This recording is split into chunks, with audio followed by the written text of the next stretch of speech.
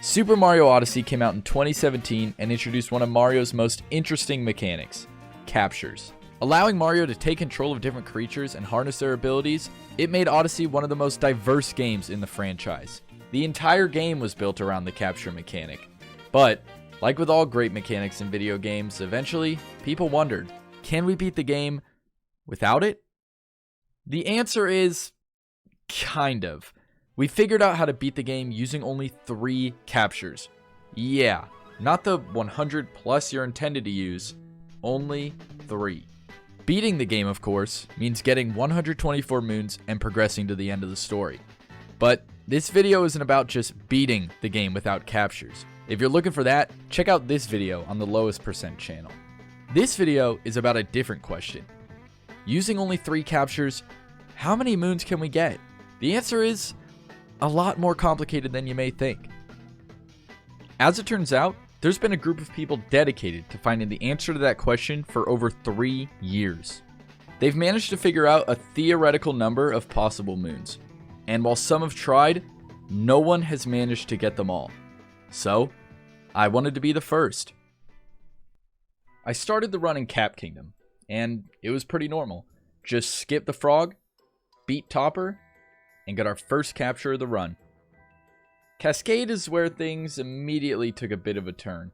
In order to skip the Madame Brood boss fight, we have to get 5 moons without capturing anything. So, to start, I used a precise trick called a roll cancel clip to clip into this wall. Then, I did tight out of bounds movement on invisible platforms to get to the 2D section. And I used a trick called a CRC to teleport Cappy into a checkpoint, but I'll explain that more later. Then, I did a spin throw clip into this rock, and got the last moon. Our first power moon. Anyways. Sand Kingdom was about the same as a normal minimum captures run. Get the moons in the town, suffer through the sheep moon, and nail this one. Then, I clipped into the pyramid, beat Harriet, and moved on to Lake Kingdom, where things immediately got complicated again. So, you may know about this moon, where you capture a zipper, open up an alcove, and grab the moon. But, of course, capturing is the opposite of what we want to do. So, instead I brought Mario under this platform, used 2-player mode to ground pound him into the floor, and did some ridiculous out of bounds movement to get the moon.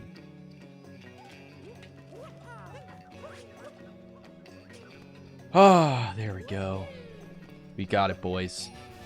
And, if you're wondering, this moon took me about 30 minutes to get, including this attempt.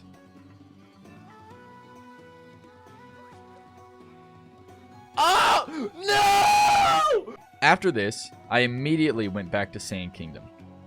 I basically just grabbed every moon possible, but the hardest ones were the 2 before the Knucklotech boss fight. For the first, you're meant to capture these Goombas and jump into the moon. I spent a while trying this insanely hard trick jump before realizing I could just do this much easier jump. Next was the treasure chest moon, where I had to precisely make my way onto this moving platform, then around the wall and up to the moon. Now, I was finally done with Sand Kingdom and ready to move on to Metro. Yeah, you heard me right. Usually, to get to Metro Kingdom, you have to finish Lake, Wooded, Cloud, and Lost. Then, defeat the Mecha Wiggler boss fight. But, that requires us to capture a tank, so we have to use a different route. If you go through the painting to Metro Kingdom, it's actually daytime already. But the mainland is too far away to reach. Right? Actually, there's a trick called a Cappy Return Cancel, or CRC, that we can use to access Metro Kingdom early. Basically, how a CRC works is that in 2-player mode, we get Cappy really far away from Mario by ground pounding into the void. Then, we have Cappy come back. But, on the frame that he teleports to Mario, we send him out again. And, however far away he was from Mario, he teleports that far away in whatever direction Mario's facing. Using this, we get Cappy to hit a checkpoint, and now we're in Metro Kingdom. Now it was time for one of the craziest moons in this whole run, Dizzying Heights. Normally, to get this moon, you just capture a wire and ride to the top of the building. But it's way too high to get up there without a capture. Instead, we enter City Hall, leave the building, and do a frame-perfect jump off the ground and onto this tree. Then we jump Mario into the void and... oh, yeah. Basically, this glitch is only possible because of assist mode. Assist mode makes it so when Mario falls into the void, instead of dying, he's bubbled back to the last safe place he stood.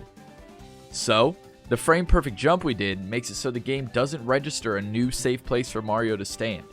Then, the game instead bubbles Mario to City Hall, which happens to be on the same map as the rest of Metro Kingdom, just really far away.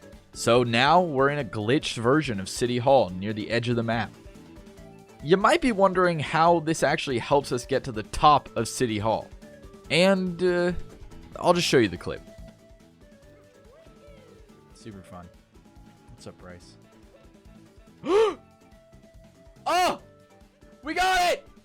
Come on! Wait, did I do it wrong? No, I got it! I got it! Let's go! Let's go! Woo! Yeah.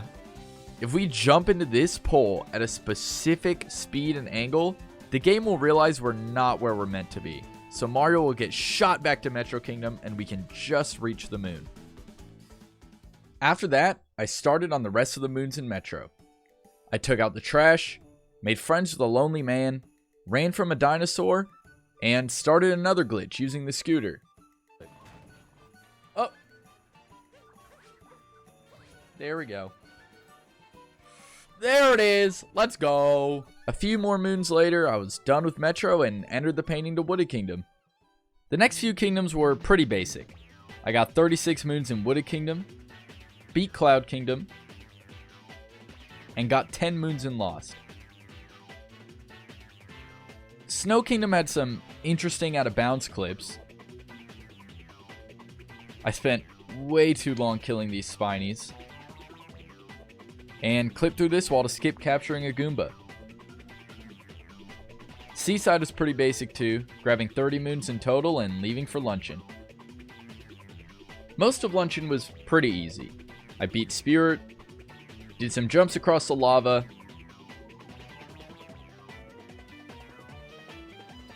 and made my way to the Spinning Athletics sub-area. But this is where I was faced with my first major hurdle of the run. Luncheon Kingdom notes. Usually, you capture a lava bubble and casually swim into these music notes to collect the moon at the end. But, as you probably know by now, we can't do that. Instead, I had to very precisely use lava vaults and down throws while controlling Cappy with my feet to collect all the notes in time without dying. All in all, this moon took me over an hour to get, and here's the full clip. Oh, Pog.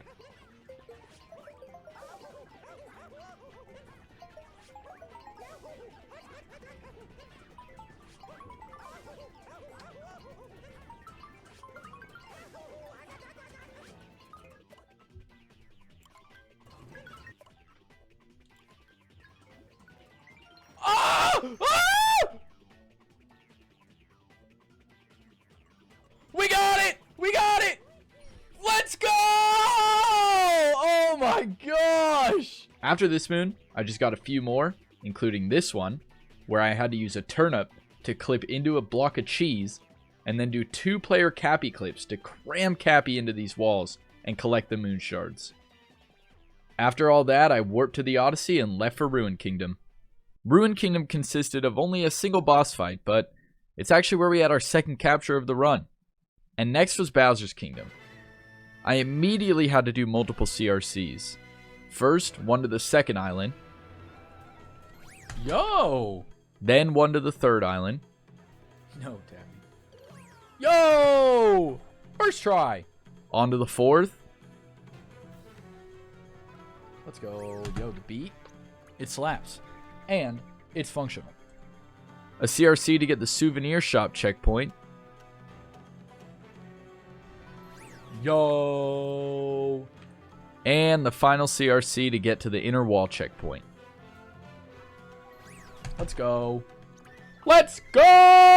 Then, I had to do one of the hardest glitches in all of Super Mario Odyssey. The nut jump. Usually, to get to the mech fight in Bowser's Kingdom, you capture a wire and ride it up.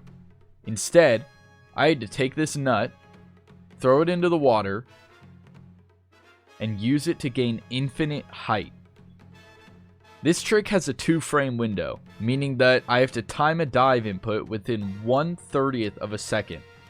And I have to do that 30 times in a row.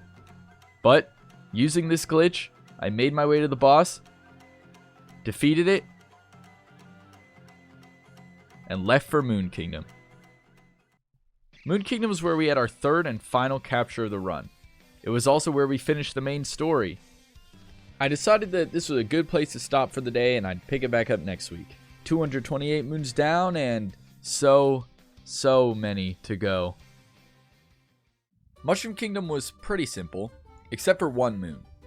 Using a roll cancel, it's possible to clip into the floor and get the Toad Defender moon without a capture. It took a while, but eventually I managed to clip out, do some tricky water movement, and get the moon. Then it was more simple kingdoms. Cap Kingdom was a breeze, with 2 tricky jumps to get some faraway moons.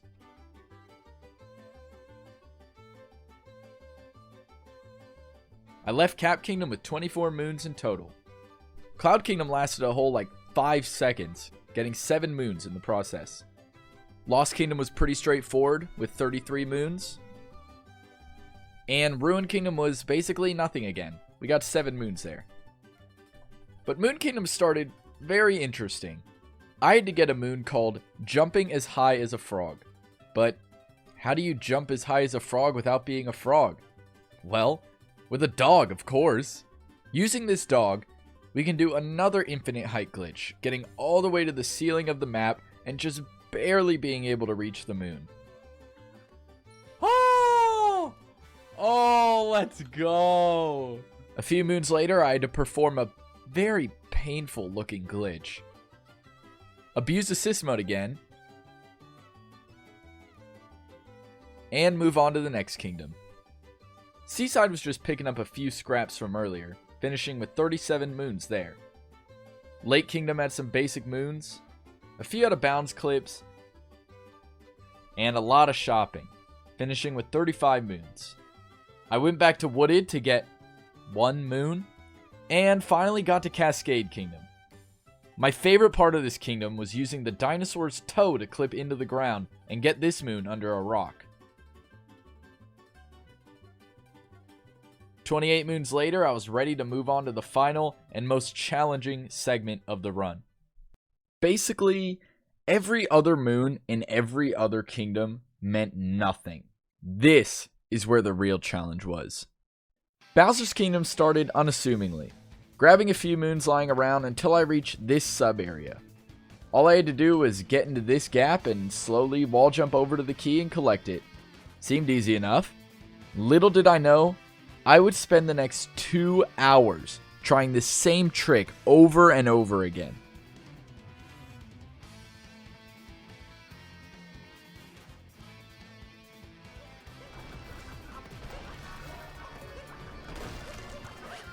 Yes! Yes! Oh my god! Yes! Let's fucking go! The next moon was less hard and more just annoying. I had to lure over a Pokio using weird, precise setups and get it to hit a bomb in a specific direction to get a moon. Then, again, I was faced with an insane challenge. To start, I had to get this key without touching the ground to abuse assist mode and warp back up. That wasn't too bad, but then I had to make it up there. I can't really explain this one, so I'll just show the clip.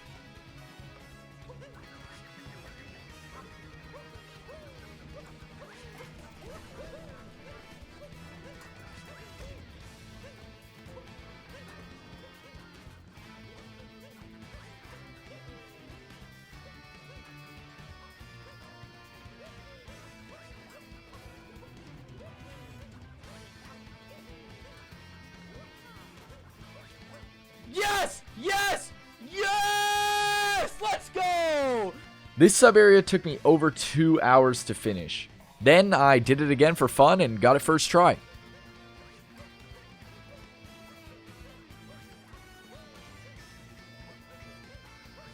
Look at that! Look at that! He's so good! There was only one sub area left that I was worried about. The Jizo room. But I ended up finishing this one pretty quickly. Using 2-player and some crazy timing, you can just barely time a dive into this wall as it opens up.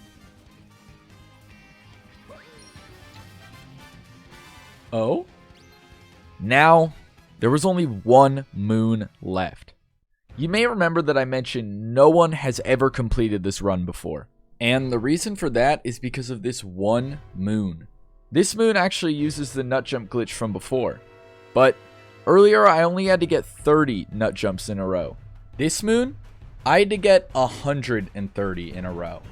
Yeah, I had to dive within 1/30th of a second 130 times in a row. No one has ever gotten this moon without a capture. I didn't know if I could get it. This was the scariest moon of the whole run. Day 1, I attempted the nut jump for about an hour and managed to get 90 in a row. But I had been streaming for about 11 hours that day, so I figured I would stop and pick it back up next week. Next week came and I attempted the nut jump for 6.5 hours straight. I managed to somehow get 97 in a row twice, and then got my new best, which was 103. I was getting close, but I couldn't quite get there. I was starting to think that maybe I would never finish this challenge. But I tried again the next week, and after only 30 minutes of attempts, this happened.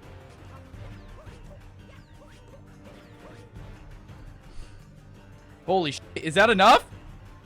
Is that enough? Oh my god, oh my god! Oh my god! Oh my god!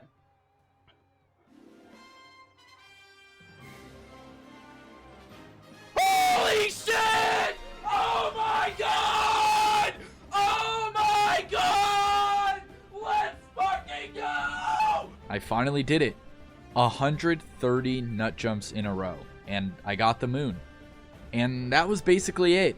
All I had left was to update my game, get some coins, and buy some costumes. And I was done. 500 moons with only 3 captures. This challenge was insane to do, but honestly the most fun I've had playing this game in a long time. I just want to thank everyone who helped again, especially Mars, who was there for every moment, walking me through the route and showing me how to get each moon. I seriously wouldn't have been able to do it without her. But yeah, if you enjoyed the video, go ahead and subscribe. And if you like this kind of content, I do these kinds of challenges all the time on Twitch, so make sure to watch me live whenever you get the chance. But yeah, that's it. Thanks for watching.